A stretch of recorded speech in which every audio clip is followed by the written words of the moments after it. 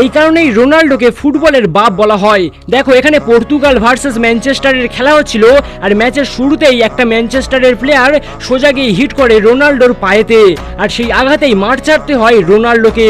আর এই সুযোগেই ম্যানচেস্টারের প্রত্যেকটা প্লেয়ার খুবই গোল করতে থাকে এবং এনজয় করতে থাকে, কিন্তু ওরা হয়তো ভুলে গিয়েছিল যে সিংহ সবেমাত্র আহত হয়েছে, এখনো পুরোপুরি মারা যায়নি। আর ওদের এই এনজয়মেন্ট দেখে রোনাল্ডো আর নিজেকে কন্ট্রোলই করতে পারেনি, তাই তিনি আবারও মাঠে নেমে পড়লেন আর এমনভাবে সবাইকে জবাব দিলেন যেটা দেখার পর স্টেডিয়ামে থাকা প্রত্যেকটা দর্শক অবাক হয়ে যান।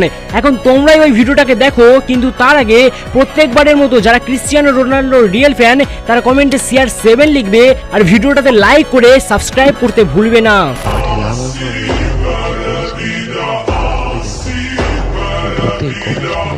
গোল করে দিল, আমারও একটা গোল করলো, সবাই একটা গোল করলো, সেটার উপর এনজয় করতে শুরু করলো। আর দর্শকরা বললো